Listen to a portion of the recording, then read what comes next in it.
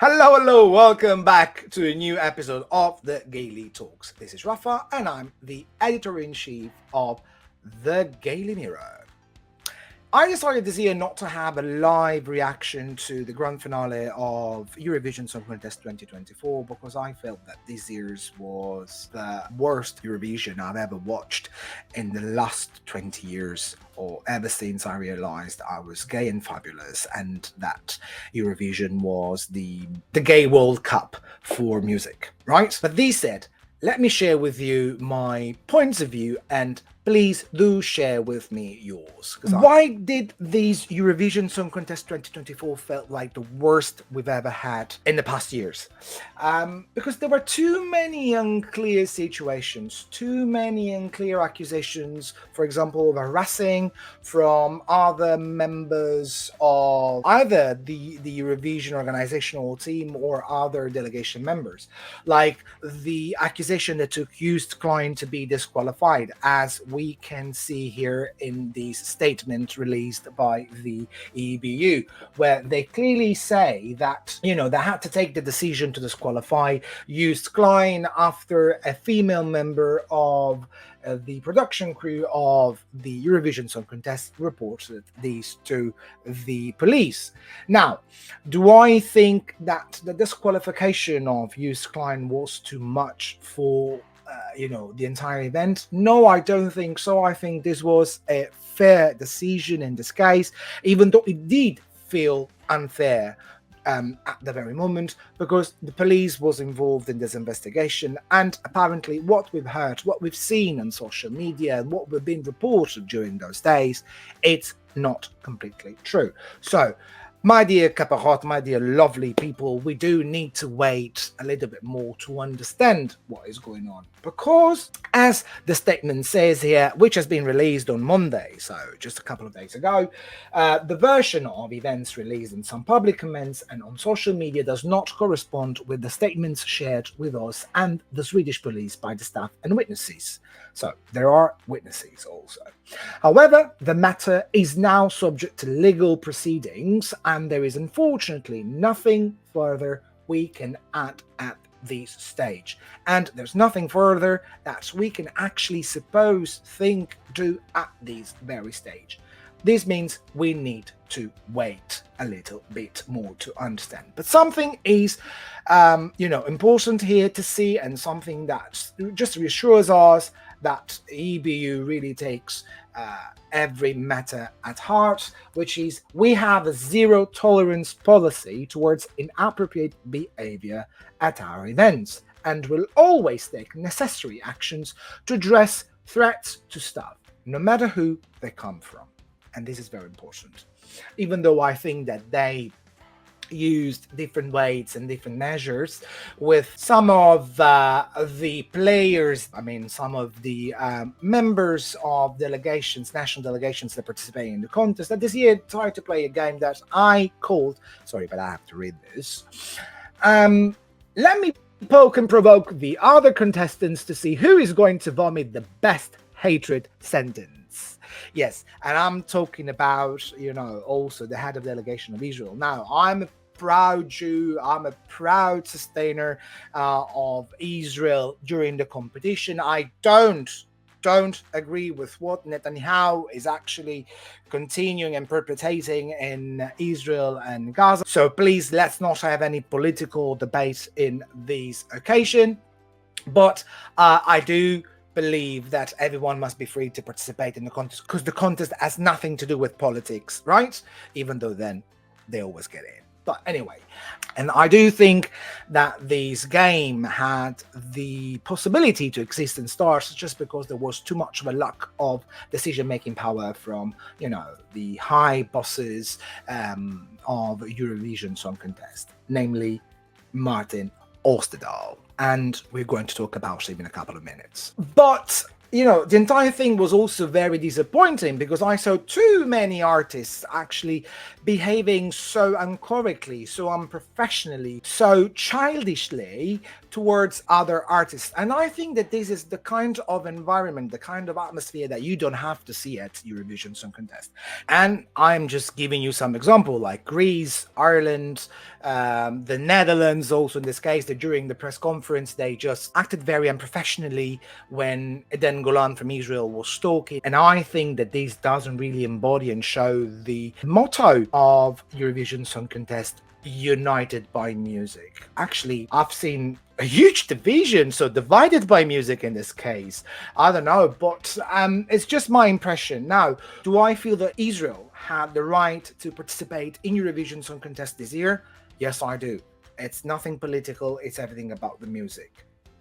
I know what you're thinking about. Just give me a couple of minutes and we're going to just discuss this.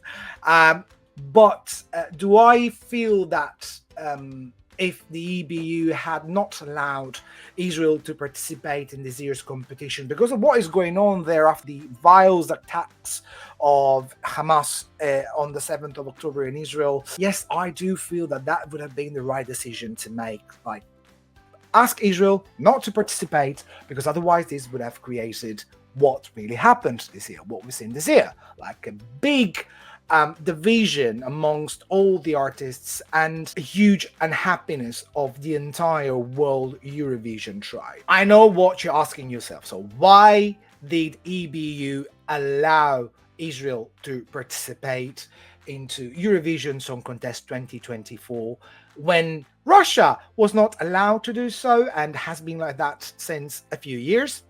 Let me give you this answer. As we can read on the statements released by the EBU, the answer is as simple as this.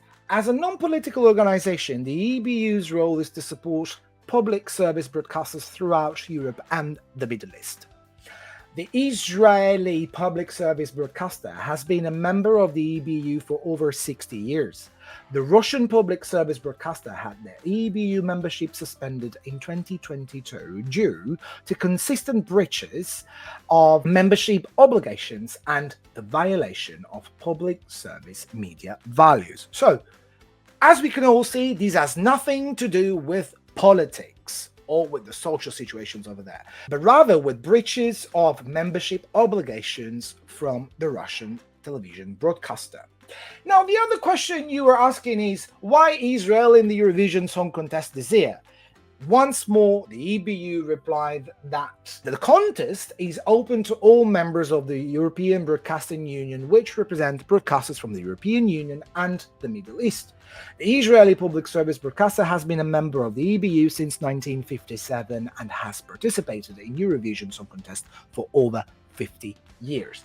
Now, the Eurovision Song Contest remains a non-political event that unites audiences around the world through music. The other question could be, did this really happen this year? No, United by Music was not what we felt this year. Now, this said, we clearly saw that this year our lovely Mr. Martin Osterdahl's operations were not really appreciated. How can we say that and how we can be so sure about that? Let's have a look at this little video.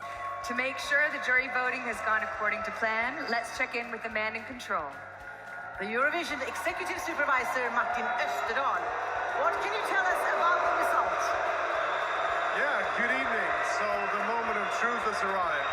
And I can tell you that we've checked and verified all of the results, and we're ready to start revealing the results of the grand final result. So with that, Malin and Petra, you're good to go.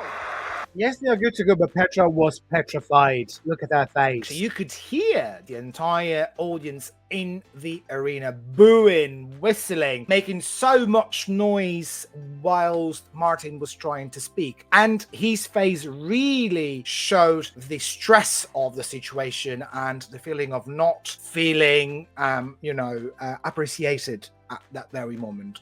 So, will he resign? Well, I think he should, because he has shown that maybe this role is not up to his alley. Rumors that social media are spreading around actually say that he might be resigning pretty soon. Who knows? We just need to wait and see. But does this huge shit show that we had to assist to and almost embrace during this Eurovision Song Contest 2024 make us miss Mr. Jon Olesund.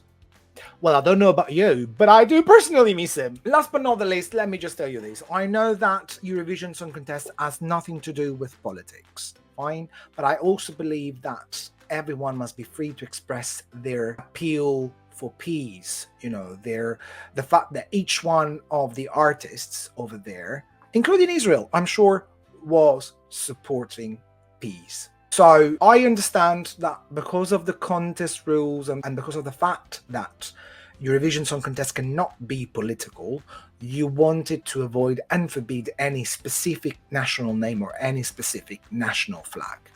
Fantastic. I agree with you. But let the artists support peace by allowing them to use neutral flags, for example, like the one I've got my back here, you know, which is, I know it's the LGBTQI plus flag. It's one of the flags, but it's also a peace flag. So use a peace flag. Just use the word peace without having to specifically address the name of a country or specifically address a flag itself, you know? As it happened when the war in Ukraine started, basically.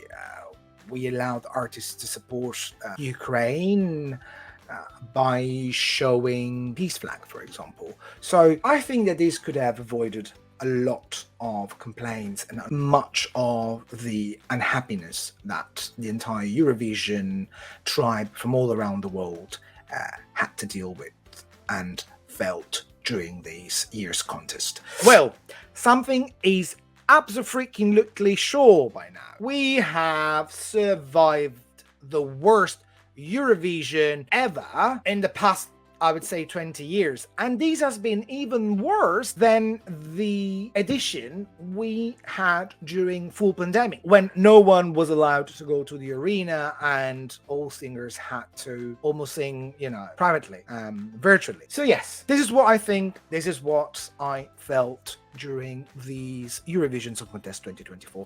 Have your say. What say you? Please let me know, because I am very curious about your points. And as always, leave your comments, let me know, and follow us. Peace for everybody.